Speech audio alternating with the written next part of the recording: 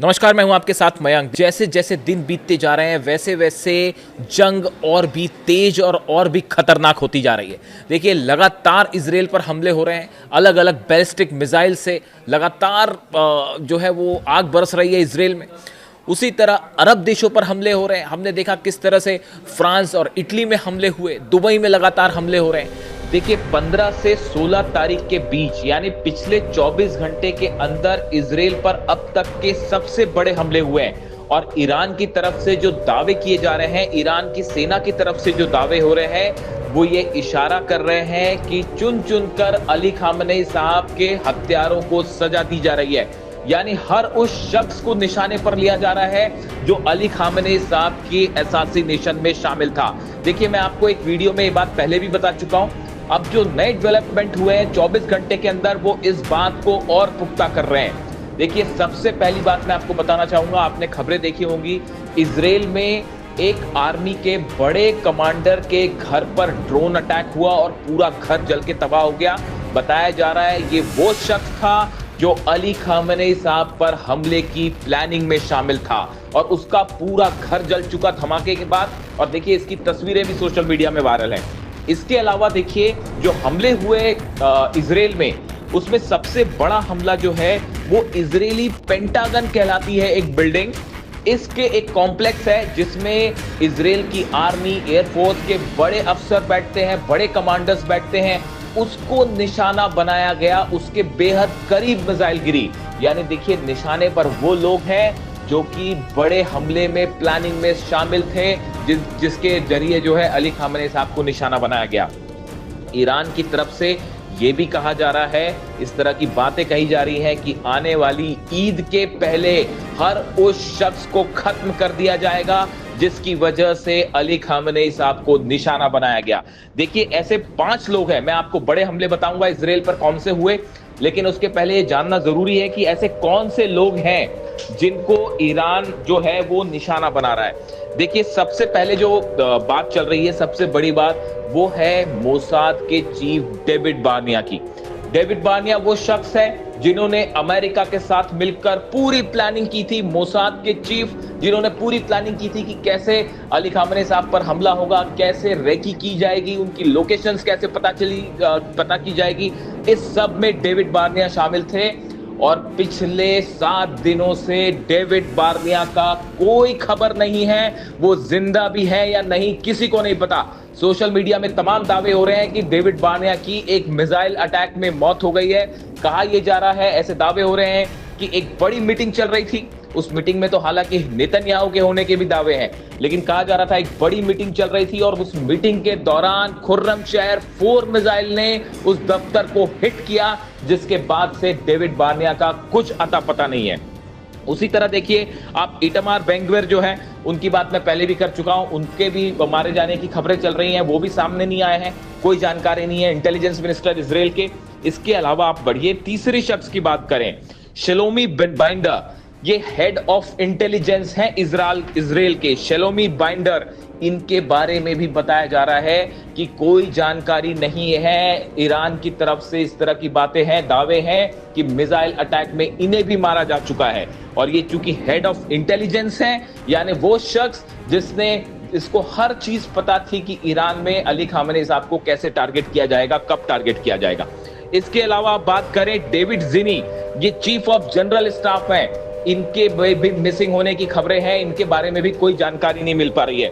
वैसे ही टोमर बार, ये जो है कमांडर ऑफ एयरफोर्स हैं, इनको लेकर भी इस तरह के दावे ईरान की तरफ से हो रहे हैं कि एक मिसाइल अटैक में इनकी भी मौत हो गई है। देखिए, ये सब दावे जो ईरान की तरफ से किए जा रहे हैं, और अलग अलग आप देख सकते हैं सोशल मीडिया में तमाम खबरें हैं।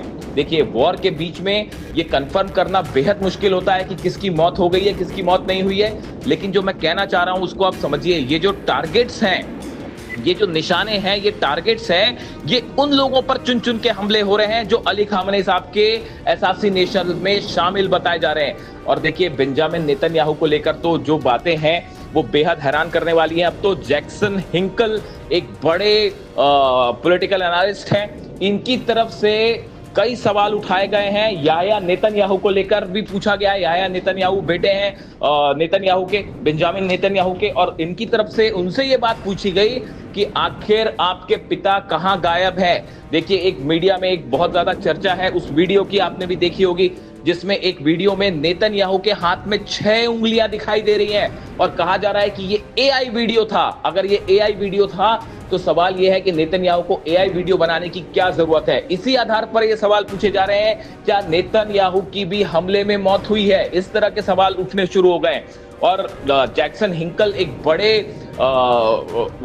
माने जाते हैं, पॉलिटिकल एनालिस्ट माने जाते हैं, वॉर से जुड़ी खबर कवरेज करते हैं। इन्होंने अपने सोशल मीडिया के जरिए, प्लेटफॉर्म एक्स के जरिए सीधा सीधा सवाल पूछ लिया है याह्या नेतन्याहू से कि आखिर नेतन्याहू मीटिंग्स में शामिल क्यों नहीं हो रहे हैं, अमेरिकन डिप्लोमेट से मिलने की उन्होंने मीटिंग्स कैंसिल क्यों कर दी, क्या वो जिंदा भी हैं या नहीं। इस तरह के तमाम सवाल अब उठने लगे हैं। देखिए, अगर हम हमलों की बात करें, नॉर्थ सेंट्रल इजराइल और नॉर्थ इजराइल में भयंकर धमाके हुए हैं और बताया जा रहा है कि ये अब तक के सबसे बड़े धमाके यहाँ पे हुए। इसके अलावा आप देखिए, सेंट्रल इजराइल में ही होलोन में भयंकर हमला हुआ है। यहाँ पे फतेह 2 मिसाइल्स जो हैं उसके जरिए हमले किए गए। इस तरह के समाचार सामने आ रहे हैं। इसके अलावा आप देखिए, एक और बड़ी खबर, अहम खबर ये है कि ईरान ने न सिर्फ इजराइल बल्कि कई इलाकों में लगातार अपने हमले जारी रखे हुए हैं। यूएई के फुजेरा पोर्ट को कल जिस तरह से निशाना बनाया गया, इराक के इरबिल में भयंकर तबाही हो रही है।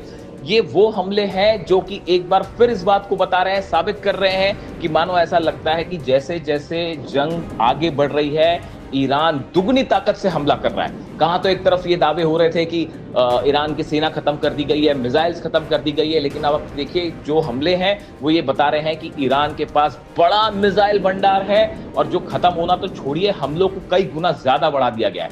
और जिस तरह से ईरान की तरफ से दावे कहा जा रहा है, इस तरह की बातें सोशल मीडिया पे चर्चा में आ गई हैं कि ईद के पहले हर उस शख्स पे चुन चुन के निशाना बनाया जाएगा जो अली खामनेई साहब के असैसिनेशन में शामिल था। इसके अलावा देखिए, ईरान के यूरेनियम को लेकर भी कई बड़ी खबरें सामने आई हैं। लेकिन इसी बीच एक अमेरिकन इंटेलिजेंस रिपोर्ट ने सनसनी फैला दी है। न्यूयॉर्क टाइम्स में भी ये खबर छपी। उसके बाद मैंने इसको समझने की कोशिश की कि इसमें क्या नई डेवलपमेंट है और ये डोनाल्ड ट्रंप के लिए कितना बड़ा चैलेंज है।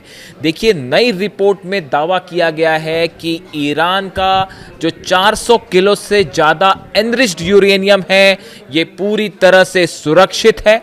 जंग के हालात के बीच जब लगातार ईरान में हमले हो रहे हैं, बेगुनाह लोगों की मौत हो रही है, बच्चों को मारा जा रहा है और सुप्रीम लीडर पर जिस तरह से हमले हुए, उनका असैसिनेशन हुआ, उसके बाद अब बताया जाता है कि ईरान ने अपनी न्यूक्लियर पॉलिसी में, एटमी पॉलिसी में बड़ा परिवर्तन कर लिया है। इस तरह की खबरें हैं और ये बताया जा रहा है कि जाग्रोस के पहाड़ियों के नीचे पिकेक्स माउंटेन, आपने ये नाम सुना होगा पिकेक्स माउंटेन का।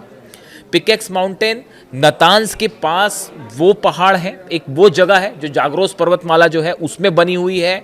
बताया ये जाता है इसके जमीन के सैकड़ों मीटर नीचे ईरान ने अपना 400 केजी यूरेनियम शिफ्ट कर दिया है। बताया ये जाता है कि मुज्तबा खामेनी जो है, उन्होंने एटम बम बनाने को लेकर उस पर लिमिटेशन के जो समझौते हुए थे अलग अलग ईरान के, उन सब से ईरान को अब अलग कर लिया है। यानी अब ईरान के ऊपर किसी तरह का कोई नियम लागू नहीं होगा। ईरान ने ये सब संधियां, ये सब समझौते तोड़ दिए हैं, इससे अपने आप को अलग कर दिया है। देखिए, पिकेक्स माउंटेन की खास बात जो बताई जाती है, एक तो ये ग्रेनाइट के पहाड़ों के नीचे है, बहुत नीचे है। ग्रेनाइट के वो पहाड़ जिसमें ना तो कोई बंकर बस्टर अंदर जा सकता है, ना जिसको B2 बॉम्बर छू सकते हैं, ना टॉमहॉक मिसाइल जिसका कुछ बिगाड़ सकती है। देखिए, ये बात ईरान को भी पहले से पता थी कि नतान्स पे हमले हो सकते हैं, फोर्दो में हमले हो सकते हैं, इस्फहान में हमले हो सकते हैं, बुशर में हमले हो सकते हैं।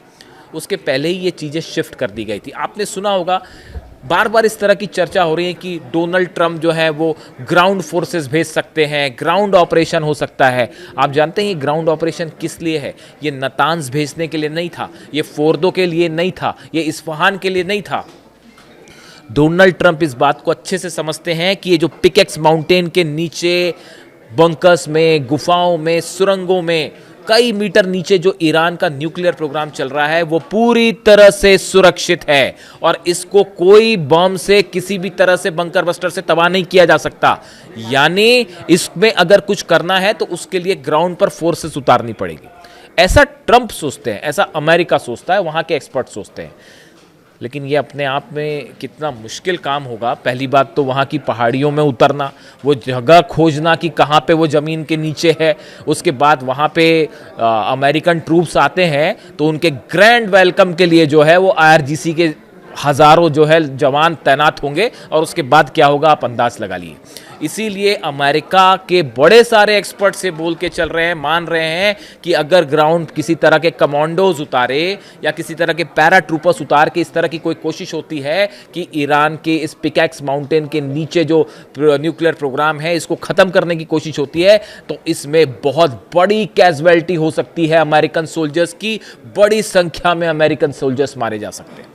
इसीलिए शायद जो है ये ग्राउंड ऑपरेशन वाला जो ऑप्शन है इसको कभी किया ही ना जाए। लेकिन अगर ये ऑपरेशन नहीं होता है तो इस सूरत में ट्रंप का और अमेरिका का एक प्लान, एक एजेंडा पूरी तरह से फेल साबित होगा।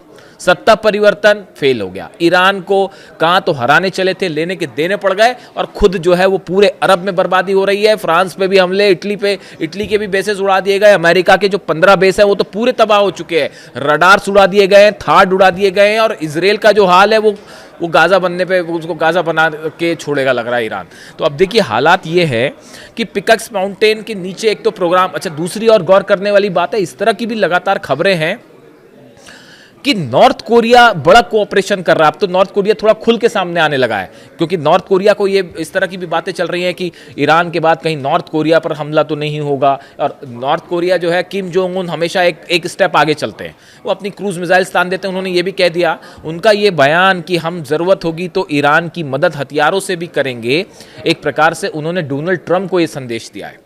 और अब जो दावे हो रहे हैं उसमें यह भी कहा जा रहा है कि ये जो पिकैक्स माउंटेन है, इसके नीचे जो सुरंगें हैं, इनमें जो वैज्ञानिक काम कर रहे हैं, जो सेंट्रीफ्यूजेस लगे हुए हैं, इसमें किम जोंग उनका बड़ा कंट्रीब्यूशन हो सकता है और इनकी मदद से जल्दी ही ईरान वो क्षमता हासिल कर ले जहां पे जो है एटम बम। और एक बार अगर एटम बम की क्षमता हासिल कर ली और एक एटमी परीक्षण कर लिया, उसके बाद मिडिल ईस्ट का इक्वेशन ऐसा बदलेगा, वो ऑलरेडी बदल गया है, वो ऑलरेडी बदल चुका है। आप देखिए, अब इसमें कोई शक नहीं है कि इतने हमले होने के बावजूद भी मिडिल ईस्ट का किंग अगर कोई है तो वो सिर्फ है ईरान। ये बात इस जंग के 15 दिन हो गए जंग को, उसके बाद अब जो कंक्लूजन निकल के आ रहा है, वो जो बात हमेशा से कही जा रही थी कि मिडिल ईस्ट का किंग ईरान है, वो बात अब साबित हो चुकी है। ऐसी सूरत में ये जो एटमी प्रोग्राम वाली खबर आई है, इसने एक प्रकार से ये संदेश दे दिया है कि ये जितना सब कुछ डोनाल्ड ट्रंप ने किया, ये सब का सब इस पर पानी फिर गया है। इतना ही नहीं, ये बात भी साबित हो गई है अमेरिका को वाकई ऐसा जवाब जो ईरान ने दिया है, ऐसा जवाब शायद कभी किसी ने दिया ही नहीं। वर्ल्ड वॉर 2 के बाद की अगर हम बात करें तो शायद अमेरिका पर ऐसा हमला करके ऐसा जवाब आज तक किसी ने नहीं दिया। वो काम ईरान ने कर दिखाया है। और जितने तमाम बातें थी, आज देखिए अब्राहम लिंकन भागता फिर रहा है, फोर्ट पर आग लग गई है, ऐसी तमाम खबरें जो हैं, बेसिस तबाह हो गए। यानी आप देखिए, ना सिर्फ मिलिट्री झटका है बल्कि एक इकोनॉमिक जो एजेंडा है डोनाल्ड ट्रंप का, उसको भी बहुत बड़ा झटका लगा है। जो भी जुड़ा अपडेट होगा आप तक पहुंचाऊंगा। Thank you so much.